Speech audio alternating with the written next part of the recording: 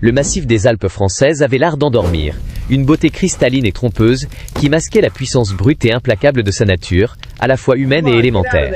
Ces matinées hivernales étaient froides, immaculées et faussement sereines, le silence profond uniquement interrompu par l'inquiétante, sourde présence crépitante de forces invisibles qui gagnaient en puissance dans le vent mordant. La neige recouvrait les collines ondulantes et perfides près du Mont Blanc comme une lourde couverture suffocante, poudrant les bords de la sinueuse route des Grandes Alpes et givrant les toits écaillés de chalets centenaires et oubliés, monuments à un passé plus rude. Le paysage d'altitude était silencieux, trop silencieux, étrangement calme, hormis le faible et glacial sifflement du vent frôlant les mélèzes givrés et le bourdonnement profond et persistant de la tension non résolue dans la poitrine de l'adjudant Jean Janot Dubois, un pouls bas et constant de danger imminent auquel il avait appris à faire confiance aveuglément. L'air pinçait violemment les joues et transformait chaque respiration en une petite bouffée visible qui planait brièvement avant de disparaître dans le froid absolu et impitoyable, une froideur qui reflétait la peur brute que Léo Fournier tentait désespérément de contenir. Dans la petite et fière ville de Chamonix, en Haute-Savoie, nichée fermement entre ces majestueuses et imposantes montagnes, la vie se déroulait généralement lentement. Pourtant, les courants souterrains de l'opération de sauvetage animal sous les projecteurs commençaient déjà à onduler vers une véritable malveillance et un sabotage professionnel. Le matin, après la terrifiante confrontation avec l'observateur silencieux, un épais brouillard suffocant a roulé de l'est, un complice naturel et inopportun, étouffant complètement les sons de la clinique vétérinaire des cimes et des bois environnants, transformant le monde familier en une toile d'incertitude impénétrable. Chaque ombre semblait tresse, et tirer impossiblement plus loin qu'elle n'aurait dû, étendant comme des doigts squelettiques et avides vers le fragile sanctuaire où Max, le Golden Retriever, se rétablissait bravement. Léo sentit un malaise primal et angoissant s'installer sur lui, plus lourd que tout poids physique, et chaque fois que le brouillard aveuglant se déplaçait, il revoyait l'image floue et en retrait de la silhouette encapuchonnée, et ressentait le clic aigu et silencieux de l'obturateur de l'appareil photo, un son persistant et violateur qui résonnait incessamment dans sa mémoire.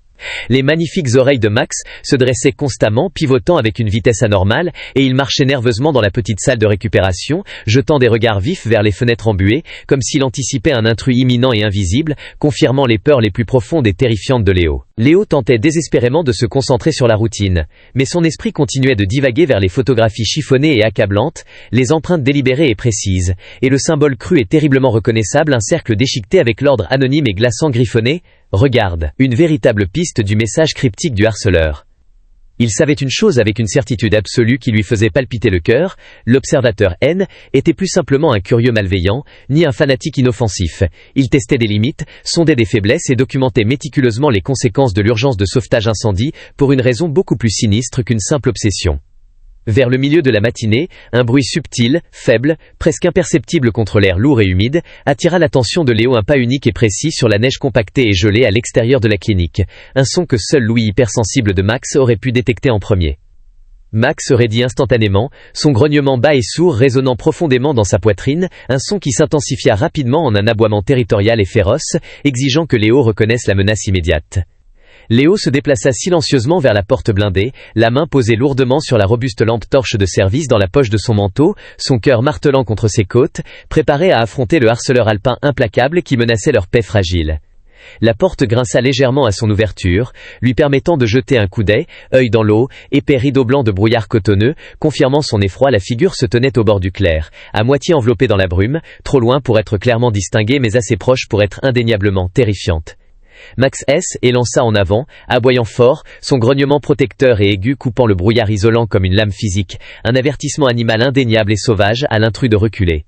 La silhouette se figea instantanément en entendant le bruit, puis se retourna et disparut dans les sapins avec un silence exercé et prédateur, comme si le brouillard l'avait lui-même avalé, ne laissant qu'une persistante odeur d'ozone chimique, suggérant l'origine du feu de la voiture, dans l'air. Léo attrapa son manteau et son sac à dos, sortant avec prudence, suivant les empreintes fugaces et délibérées laissées dans la croûte glacée du sol, la guidance urgente et olfactive de Max, menant le chemin le long d'une crête étroite et enveloppée de brouillard. La piste s'est terminée brusquement à une petite cabane de berger abandonnée et délabrée, partiellement cachée par des pins chargés de neige, un refuge parfait, isolé et sinistre pour un observateur. Une scène tout droit sortie d'un thriller français à suspense. Léo s'est accroupi, ses yeux balayant la zone immédiate, confirmant des signes d'activité récente et méthodique des empreintes, des emballages de saucissons jetés, et cette faible odeur âcre de fumée manufacturée récente, suggérant fortement une potentielle percée dans l'enquête sur l'incendie criminel que la gendarmerie locale avait manqué. Soudain, une branche claqua violemment derrière lui, un bruit assez fort pour le faire sursauter, et Léo se retourna instantanément, la puissante lampe torche levée, aveuglant brutalement le brouillard avec son faisceau intense. Max aboya férocement, les dents découvertes, grognant avec une intention terrifiante et primitive, tandis qu'une silhouette jeune et athlétique émergeait du brouillard, portant une veste à capuche, le visage partiellement obscurci par un bandana et une paire de lunettes de soleil sombre, se figeant lorsque Max cesse, et lança agressivement. « Tu ne devrais pas être ici, mon pote », répéta la figure, sa voix basse, contrôlée et étrangement dépourvue d'émotion, une neutralité glaçante et calculée qui impliquait une menace physique immédiate. « Qui diable es-tu? Pourquoi me suis-tu? Et que signifie regarde? Exigea Léo, sa voix ne tremblant que légèrement, forçant une autorité calme, là où la panique brute menaçait de prendre le dessus.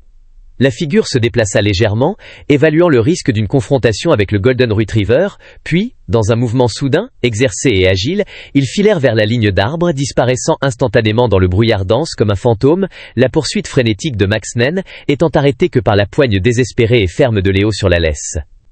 Léo, s'agenouillant pour examiner le sol, trouva la marque indubitable gravée dans la terre sous la neige, une petite marque distincte, trop précise pour être aléatoire, une carte de visite professionnelle, un symbole, le cercle déchiqueté correspondant au papier laissé précédemment, confirmant que le message cryptique du harceleur était intentionnel.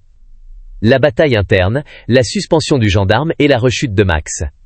Pendant ce temps, de retour au quartier général de la gendarmerie nationale de Chamonix, l'adjudant Jean-Jeannot Dubois menait une bataille différente, tout aussi risquée, contre son passé, fixant le visage suffisant, intense et provocateur de l'inspecteur Marc Vacher. Vacher, l'officier de l'inspection générale de la gendarmerie, IGGN, un notoire défenseur du protocole, avait finalement présenté ses conclusions officielles, recommandant la suspension immédiate et indéfinie de Jeannot, affirmant que l'utilisation d'un pied de biche standard par l'adjudant pour accéder illégalement au véhicule de Léo était une violation flagrante et éhontée de la procédure, et constituait usage excessif de la force sur propriété privée, transformant un moment célébré de gendarme héros sauve-chien en un passif politique. Vous étiez pas autorisé à utiliser ce niveau de force destructrice, Dubois, surtout sans confirmer une victime humaine à l'intérieur du véhicule, affirma Vacher froidement, tapotant un doigt manucuré sur l'ordre de suspension officielle, un document qui pourrait mettre fin à la paix durement acquise par Jeannot dans les Alpes. Jeannot s'obligea à maintenir le contact visuel, la vieille, familière fumée suffocante de l'incendie d'un immeuble des quartiers nord de Marseille 5 ans auparavant, traversant brutalement son esprit, le souvenir paralysant de l'adolescent qu'il n'avait pas réussi à sauver devenant soudainement réel, net et terrifiant dans la pièce stérile.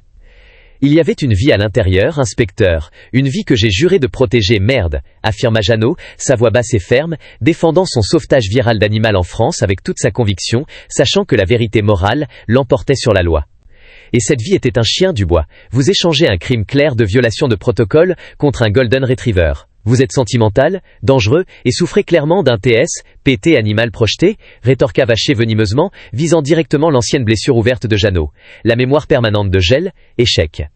La porte du poste s'ouvrit brusquement, et un collègue gendarme, le visage pâle et tendu, fit irruption, tenant une radio de police. « Jeannot, c'est le gamin Fournier, il appelle de la clinique. Max a fait une rechute grave, une crise d'inhalation de fumée. Son état est critique, et il parle de quelqu'un qui les observe en ce moment même. » Jeannot n'attendit pas la permission. Le mot rechute et l'image écrasante et douloureuse de Max, luttant violemment pour respirer, coupèrent instantanément les chaînes de la procédure, libérant les instincts de héros primitifs qu'il avait fuis dans les montagnes pour maîtriser. Alors que Jeannot cesse, est lancé hors de la pièce, laissant Vacher bégayer furieusement sur le protocole et la suspension, le souvenir des yeux ambrés, grands et terrifiés de Max, si semblable à ceux du garçon qu'il avait perdu des années auparavant, repoussa tout doute, transformant l'incertitude de Jeannot en une rage pure, focalisée et nécessaire. Il ne s'agissait plus seulement de sauver une vie, il s'agissait de protéger une seconde chance fragile et précieuse, à la fois celle de Max et la sienne, et d'exposer les dangers invisibles qui chassaient maintenant activement son petit sanctuaire isolé dans les Alpes. Le lien final. La confession du mécanicien. Jeannot retrouva Léo au clair de la cabane isolée, et non à la clinique, blotti désespérément sur Max, qui luttait violemment contre une crise traumatique soudaine déclenchée par le stress de la confrontation, ses pattes s'agitant, et son poil doré humide de sueur. La panique de Max s'intensifiait rapidement, sa respiration laborieuse et désespérée faisant écho à l'asphyxie de l'incendie, la vue de son meilleur ami en danger mortel ravivant le trauma de Léo, le forçant à être témoin du TSPT animal de près, impuissant à aider. « On doit le bouger, Jeannot, il est en train de s'effondrer, la panique. »« Hé hé, ça ramène la fumée ?» cria Léo, sa voix rauque, cassée et tremblante, son visage mouillé par les larmes de terreur et d'impuissance absolue. Jeannot déploya immédiatement un masque à oxygène d'urgence qu'il avait attrapé dans le véhicule de patrouille avant de partir, stabilisant la respiration de Max, suffisamment pour penser et agir, tandis que ses yeux tombaient instantanément sur le symbole « Regarde », grossier et terrifiant gravé dans la neige. Ce symbole. Cagnette, où as-tu trouvé ça mon gars? Demanda Jeannot, reconnaissant instantanément les lignes déchiquetées et chaotiques d'un ancien dossier. Une série de rapports de vandalisme mineur liés à un ex-mécanicien mécontent du garage Le Piston. Léo expliqua rapidement la séquence terrifiante, les photos incriminantes, les empreintes délibérées, la confrontation silencieuse et la peur croissante, reliant le harceleur implacable directement à la géographie et au moment exact de l'incendie de voiture suspect.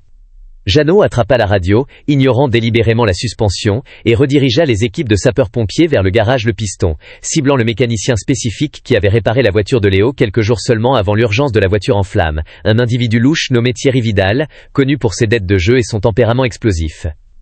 Jeannot connecta immédiatement les points terrifiants. Thierry, le mécanicien, était fauché et avait besoin d'argent rapidement, probablement saboter la voiture de Léo pour qu'elle s'enflamme, l'odeur suspecte que Jeannot avait sentie, afin de masquer un travail de réparation illégale et bâclé, une escroquerie à l'assurance commune devenue catastrophe par la présence de Max et le sauvetage opportun de Jeannot. Mais Thierry, le mécanicien, était pas seulement en train de couvrir ses traces. Il était en train de documenter méticuleusement son propre crime, laissant les messages chiffrés et le symbole comme signature de son orgueil tordu et possessif pour sa planification méticuleuse et malveillante. Thierry avait vu l'héroïsme de Giannino transformer son crime parfait en une sensation virale, et maintenant il chassait Léo et Max, non seulement pour les faire taire, mais pour terminer le travail qu'il avait commencé, le dernier tournant meurtrier de Yorcel, épreuve du Golden Retriever. Le climax, course-poursuite à grande vitesse et rédemption. La radio de la gendarmerie crépita en urgence. Thierry Vidal, le mécanicien, avait disparu du garage, mais ils avaient trouvé une carte détaillée et troublante de la clinique et des bois environnants, avec le mot glaçant Finieri qui a griffonné avec rage sur la date actuelle. Jeannot et Léo réalisèrent que la confrontation finale et désespérée n'allait pas avoir lieu à la clinique. Thierry était déjà en mouvement, cherchant probablement à les attirer sur la route du col de la Vanoise, dense, enveloppée de brouillard et dangereuse, où un accident pourrait facilement être arrangé pour ressembler à un incident de montagne. Avec Max se reposant faiblement mais régulièrement à l'arrière sur l'oxygène d'urgence, ses yeux ambrés ouverts par la survie, Jeannot accéléra le véhicule de patrouille, poussant le lourd 4x4 à sa limite absolue, Léo le guidant le long du col de montagne sombre, glissant et sinueux, l'affrontement final se profilant. La course-poursuite fut terrifiante, un flou de neige, de brouillard et d'asphalte glacé, le profond trauma de Jeannot à Marseille, luttant désespérément contre son courage nouvellement trouvé dans les Alpes, alors qu'il naviguait avec expertise dans les chutes abruptes et les virages aveugles et mortels, chassant l'homme qui avait transformé un sauvetage en une traque. Ils aperçurent la vieille camionnette délabrée et rouillée de Thierry près du sommet, le célèbre col du Lautaret, le lieu exact où la voiture de Léo Sey était violemment écrasée et enflammée, Thierry attendant comme une araignée venimeuse dans sa toile, prêt à finir le travail et à réduire au silence les témoins clés pour toujours. Thierry vit les lumières bleues et rouges du véhicule de patrouille approcher rapidement, les derniers vestiges de son plan désespéré s'effondrant autour de lui, et dans un acte final et insensé d'autodestruction, il déplaça la camionnette vers le bord de la falaise, prêt à mettre fin à la poursuite, et à lui-même, dans une chute catastrophique finale.